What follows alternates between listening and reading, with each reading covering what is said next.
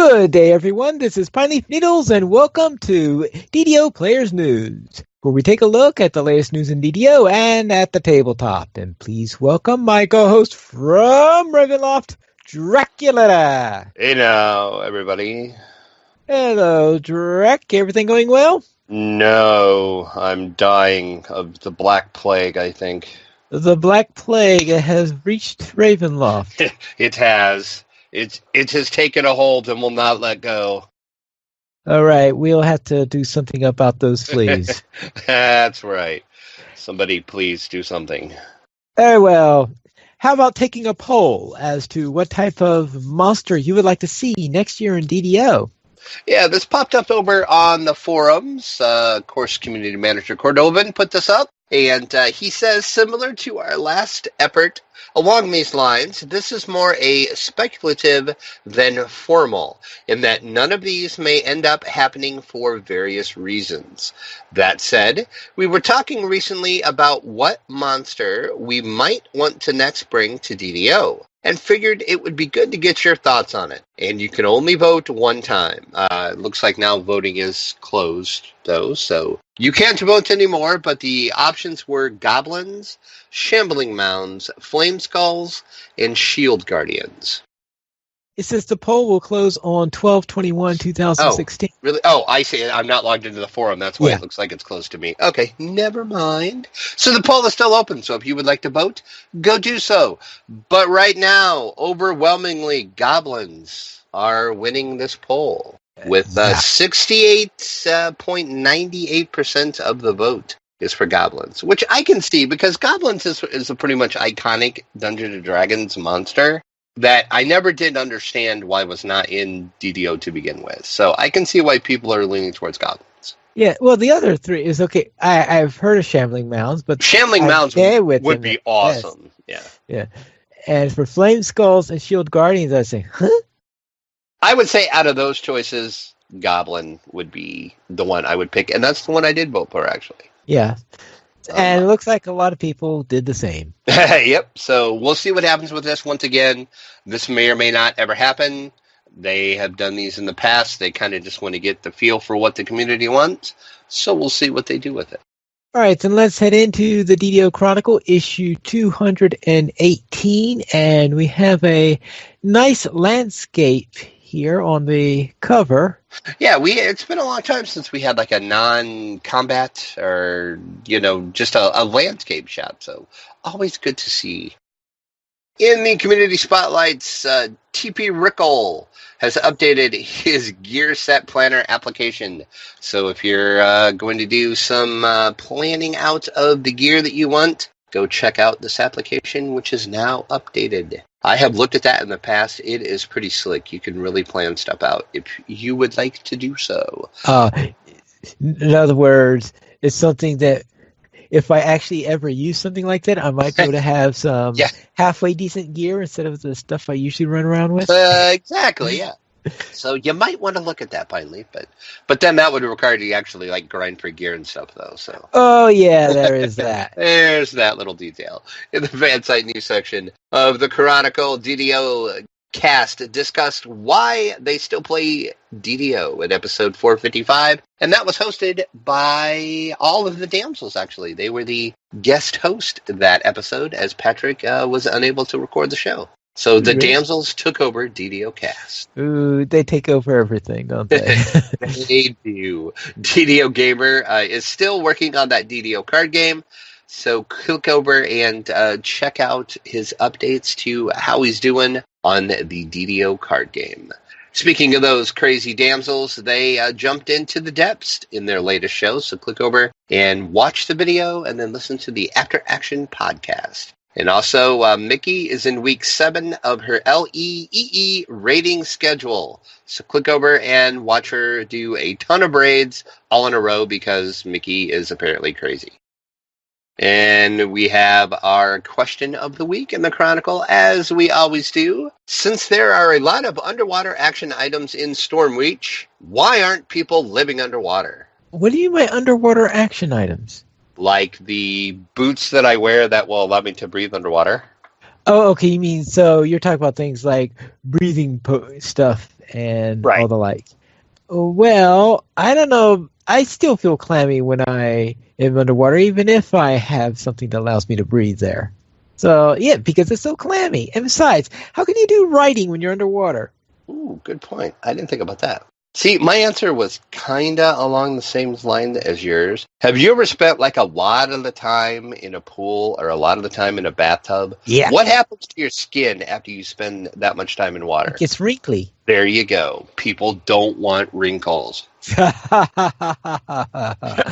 the Good point. official screenshot of the week is Moss Green experiences a leap of faith in the 298th DDO screenshot. And that Ooh. is the wings that you get when you use the Favored Soul Leap of Faith ability. So therefore, if you want to be in the coveted 300th DDO screenshot, you better send it in now so You that better hurry up. You have yeah, 2 more to go. we get that iconic screenshot. See, what's in the store? Anything really nice and fun? There is, if you craft, 25% off crafting essences, crafting experience elixirs, crafting success boosters, and crafting collectible crates, all at 25% off. We also, of course, all through December, we have the December deals. Now through December the 15th, you can get 75% off Epic Destinies, 35% off Jeweler's Toolkits, 50% off the Colossal ingredient bag when just a huge bag is not big enough for you, and 50% off all +5 Supreme Tomes in the December deals. Free sample of the week, also through the 15th, is you get a snowball. You get 25 of those when you use coupon code SNOW, MMO, SNOWAMMO. Snow ammo. That's quite a weird thing. No ammo, one account. So choose your server widely. You get 25 snowballs though, Okay. and that is the first time I think they have ever given away the snowballs as a free sample of the week. Well, it's not That, exactly like they're popular in too many times of the year, right? well, true, and it's not like they do like huge damage either. I mean, they do some cold damage, but it's not like a spectacular weapon to use. It's kind of Well, fun to like throw a snowball at like a like a fire elemental or something. well, I remember there was an incident in World War II in Poland where someone decided to throw a snowball at at the Germans. Of course, she did also pack a hand grenade inside the snowball, so the Nice, Germans got a little upset about that. nice. Yes. All right, let's see what's coming in from the dungeon. Now, what were anything about rumors about Gen Con moving away from Indianapolis or anything like that? Well, yes, there were, and their contract was through 2020, All right. but they extended it through 2021. What? Very weird. This is a very weird thing. They extended their contract 1 year, and they do also have the option to extend it further than that. One So year? I guess we'll see. Gen Con has been in Indianapolis since 2003, and the last time they signed a contract was in 2011, and that put them through Indy through 2020, and then now they extended it 1 year to 2021, and everybody's like, why just 1 year? Who knows?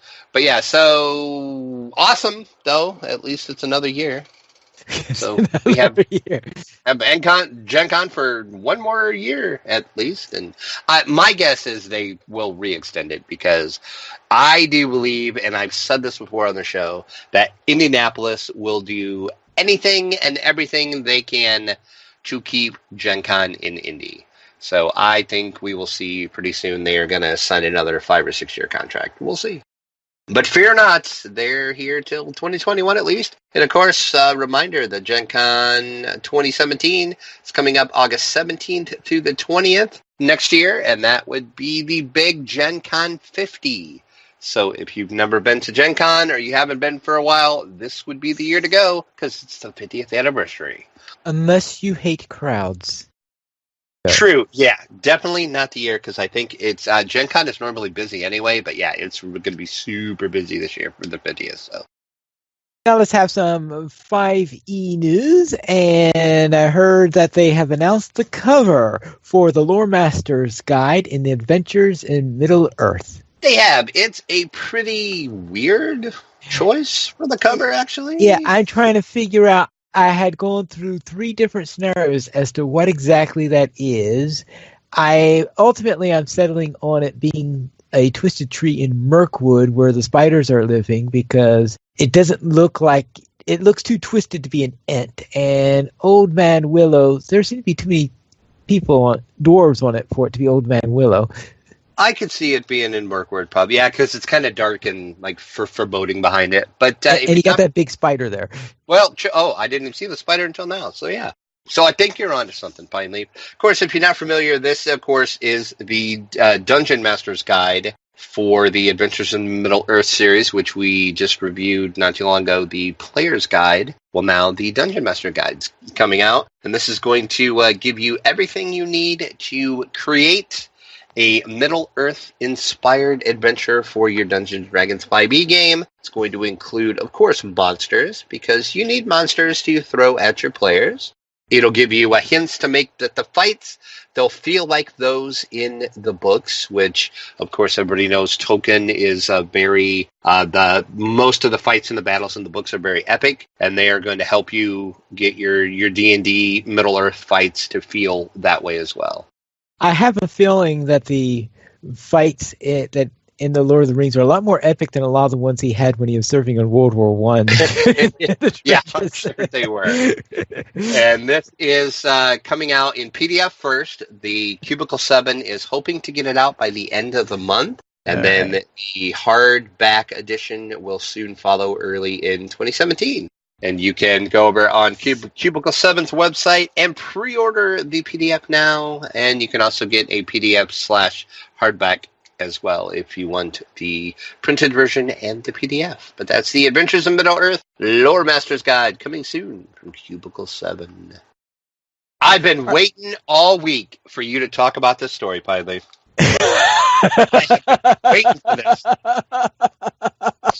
I was contemplating, not since we didn't have a lot of news and I'm like deathly sick. I thought, you know what, maybe we won't do a show. But then I remembered we had this story and I'm like, nope, we have to do a show because I want to hear Pine Leaf say these words.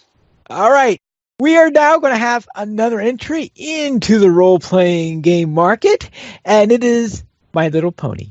My Little Pony RPG is on the way, folks. Just in case you want your Rainbows and Sunshine RPG. I do not know how long I've been waiting to hear you say those words. Yes, it's actually called My Little Pony Tales of Equestria. It's a role-playing game, of course, based on the Hasbro franchise. Shinobi 7 is the game studio that is owned by Ninja Division and 7 Seas Publishing. They have acquired the rights from a European game developer, Riverhorse Games, to bring this game to the United States with Ninja Division's help, as they are going to be the distributors of the My Little Pony RPG. It's going to be a 152-page full-color hardcover book full of My Little Ponies. As you would imagine, the book is pretty much aimed at younger players and people new to the RPG role-playing hobby. Ninja Division says the book is a manual for the storytelling game, which allows you and your friends to create your very own pony characters to explore the amazing and magical world of Equestria. Will you be a dynamic adventurer like Daring Do, or a bold treasure hunter like Rarity?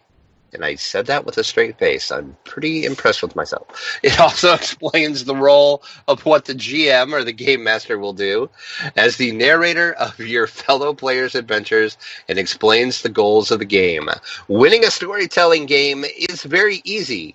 You just need to have fun. Tales of Equestria is not about getting to the end of a board or having the most points, but all you are doing is having a fantastical adventure and using the magic of friendship to overcome any obstacles. All right. And then I noticed that their first box set adventure seems to be The Curse of the Statuettes. I I cannot believe they're making a My Little Pony RPG. This is awesome. And I know they do have that you can buy tokens of friendships to represent the friendship that you have earned during the game. Everybody needs tokens of friendship. Yes, apparently so. So for all you My Little Pony fans, your day is coming. This is coming early 2017 from Ninja Division and Shinobi 7. Hey, that finishes up for RPG, so let's see what's on the table, Chop. And we'll begin with Super Dungeon Tactics video game coming soon from Underbite Games. Yes, we have talked about this previously in the past. I said I had played some early betas of this. Of course, this is based on the Super Dungeon Explorers game from Ninja Division. So if you're familiar with that, this is the video game version of that. It is soon coming to Steam. It's going to release December the 14th, actually. So just a few days. This will be up on Steam. And the publisher does say, Super Dungeon Tactic is a game for fans by fans of turn-based strategy and tabletop games. It offers something pleasantly familiar, yet also refreshing and different. As fans of both genres, we are incredibly excited to finally share the complete adventure we lovingly created, basing it on classic RPGs and the rich lore of Super Dungeon Explorer board game universe, and our own take on what makes great games so much fun to play. And that was Corey Harold, the partner and designer at Underbite Games. So it's up for pre-order now on Steam. Will launch on December the 14th, and I will get to do my full review soon after the 14th. Oh, I thought you meant as soon as you've healed up. Well, that too. Yeah. When I actually feel like playing a video game, I will do a review on this. Yeah. All right, let's see what WizKids has. And they have announced Burke's Gambit, whatever that is. It is a really odd game, actually. Yeah. Yeah. Think of it, it's like a social deduction game, but set in space. Well, that's... Speed through space on Burke's Gambit, which is a rugged company freighter on an extremely important mission. Your crew has been tasked with finding powerful alien technology, but what you find instead is something unexpected. A dangerous parasitic organism has somehow made its way onto your ship and inside the body of one of your crew members. And that's why it's a social deduction game. Yep. So this paranoia will run rampant on your ship as you try to figure out which one has the parasite in them. So in some ways, this is like have a subset of what's within Battlestar Galactica. Yeah, kind because of. Battlestar Galactica is, has that social deduction aspect within it because you're trying to figure out who's the Cylon. Right. Yep.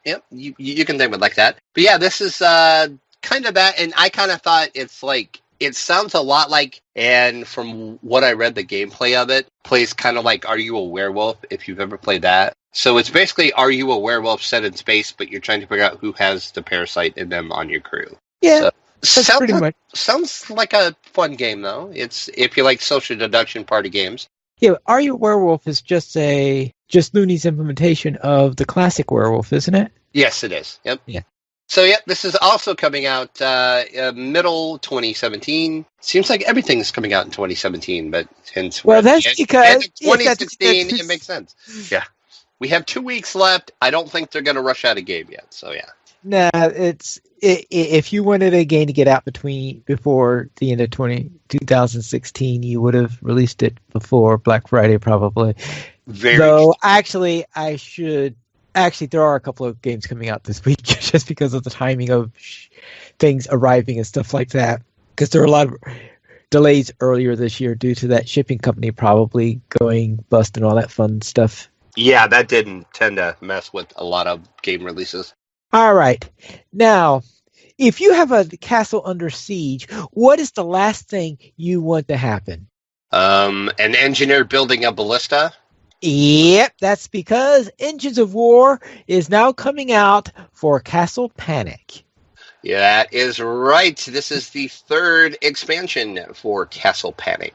And a note, this is a full expansion as well, so you will need Castle Panic to play it. Just a heads up. I know I have read elsewhere online, people have bought this and thought this was a standalone. Nope, sorry. You need Castle Panic.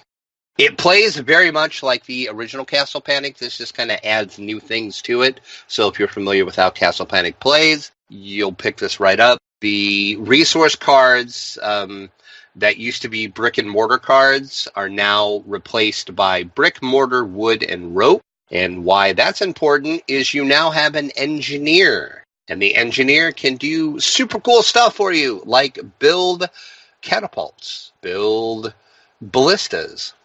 And it's probably so they could. I noticed that there's a siege tower on the cover that's being hit by a catapult. So I presume that you want to build those catapults to bust those siege towers that are going to come in with lots of enemies. Yes, the monsters actually have siege towers now that will attack your castle. So you need some way to knock that siege tower down. So there, as you said, there comes in your ballista and your catapults. There's also some new monsters, actually. There is a Breathtaker, Goblin Saboteur, and the Shaman are the new monsters that you will face. And as you pointed out, there is siege towers now and battering rams as well. So it adds a lot of, war-type equipment to the battle, and you really have to scramble to protect your castle. All right, I've never actually played Castle Panic, though I did see the tabletops playthrough of that, of course, and I did see a playthrough of Star Trek Panic, which is and that plays just similarly from what I hear. Similar, yeah. So I've actually watched that played. I've never actually played the Star Trek Panic, but yeah. This is available now from Fireside Games. You can head over to the official page for more information and to order it, or it's also available on Amazon as well. If you have that wonderful Amazon Prime and you can get it one-day shipping, there you go. Go to Amazon to get it. If not, go over to our friends at Fireside Games and pick it up, the Engines of War expansion for Castle Panic. All right, now let's head into our week in gaming. And Jirac, since you're sick, you were busy playing games, right? Wrong. Oh. I spent my whole week playing a new game I invented. A new game? It's called the Save versus the Black Plague game. And so far, I'm failing my saving throws. You have to make the game so that you don't need a 20 on a D20 on a D20 in order to make a save. That's my problem. There we go. Yeah, I'm gonna have you're to just sitting. These rules. That's right. Your DCs are just too high. So basically, I felt like crap all week, so I didn't play any games at all, other than on Wednesday. That was kind of day 1.5 of this whatever it is that I have. So I felt kind of okay that day. Or that night, actually. So we actually got our weekly Wednesday game in, and I'll let you talk about that. And other than that, I didn't do anything. I didn't play any games. I didn't do a thing. I just was laying and basically trying not to die, pretty much. So you went through your own trial of the Archons. Yeah, exactly. I did watch a lot of movies and TV, though. I guess kind of gaming related in a weird kind of way. I did watch all of season 1 of Stranger Things. That's kind of D&D related-ish, if you've seen it, you know what I mean? If you haven't seen it, I'm not going to spoil anything. But I really enjoyed it. People kept telling me I needed to watch it, so I finally watched it, and I enjoyed it a lot. So at least I got that needed something to enjoy while you're sick. Yeah, exactly. I got that checked off the old bucket list, I guess. So yeah. Other than that, that's it. That's all I did, other than with you on Wednesday. And like I said, Save versus a Black Plague and failing miserably. All right, then we'll head into the DDO, where on our gnomes we went through Trial of the Archons, therefore the Archons Trial, Demon Assault, and the Devil's Details. And I have to point out, during the Trials of the Archons, we did not get any named drops whatsoever out of any of these 3 quests. I thought I got one way at the beginning. Oh, did you?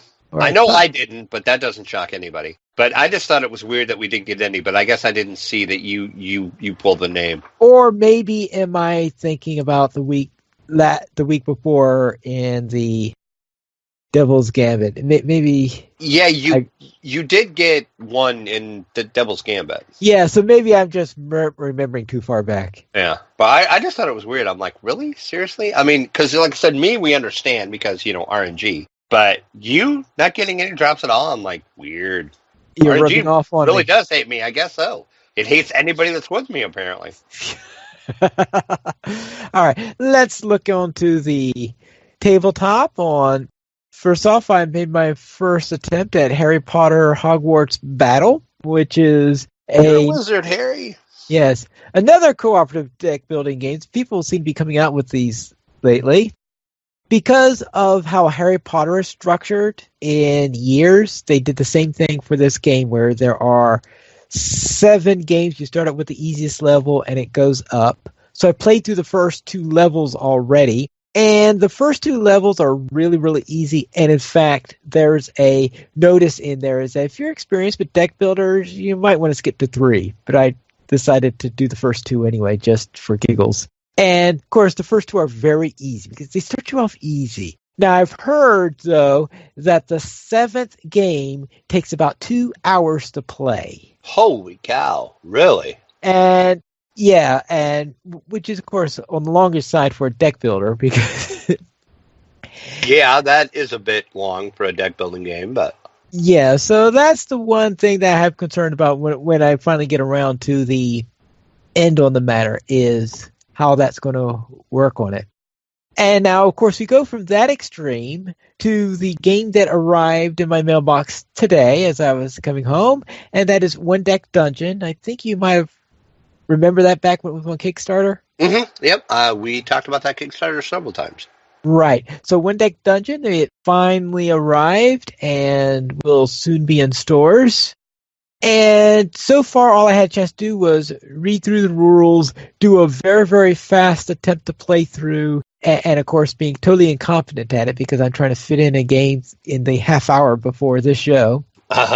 And the thing that I learned there is knowing when to run. Because I tried facing all the encounters that I came across, and no, that's not a sound strategy. I really got squished. But at least I got the obligatory, you're going to get completely squashed out of the way, and maybe I could do better when I make a more serious attempt at it. Then also in Minecraft, so we're back to video games. In Minecraft, I found a skeleton spawner near my base, and in fact, it turns out to be the closest spawner to my place where I mainly live. And I built a skeleton farm there, and I decided to use a design where the damage done on the skeleton is supplemented by trained wolves. Because you remember way back earlier when I had tried to keep sheep? Oh, yeah. Yeah, and of course a wolf came along and ate my sheep. Mm-hmm. Right. So I thought, well, what's the best thing to do is to employ the wolves to go after their other enemy, and that's skeletons. So therefore, I have a little skeleton farm where the skeletons drop down, and the hope there is that they survive just enough for the wolves to come in and chew the bones of the skeletons. It's not quite working as I anticipated yet, but I could try making a few more tweaks on that. Maybe I could get it to work better. And that is it on what I was doing in gaming. We currently have 23 supporters on Patreon. And if you'd like to help support DDO players, simply go to the donations page where you can support the Players Alliance on Patreon. There you'll find rewards, including a mention on the podcast of your choice, or even be a guest with us for an episode of DDO Players News. By supporting us on Patreon, you help to upgrade our cameras so that we can bring you better convention and tabletop play review coverage, and maybe you can get some better medicine for Draculetta. Yeah, there you go. We did not receive any emails this week, but you can email us at podcast@ddoplayers.com. You can also follow us on Twitter, the Players Alliance @PlayersAllied, DDO Players @DDO Players, Draculetta @Draculetta_72, Pineleaf @Pineleaf Needles. And we have 4 live shows every Monday at 8:30 p.m. U.S. Eastern Time. We have DDO Players News every Thursday at 9 p.m.-ish. U.S. Eastern Time, we have XP Quest. Every Saturday at 8:30 p.m. U.S. Eastern Time, we have Locho Players News. Turning in January, because they are on hiatus for the month of December, we will have on the last Friday of each month at 8:30 p.m. USC time, Lojo Academy After School. You can join us for our live shows at ddoplayers.com/live. And that is all for tonight. And until next week, this is Pine Leaf Noodles reminding you to quest responsibly.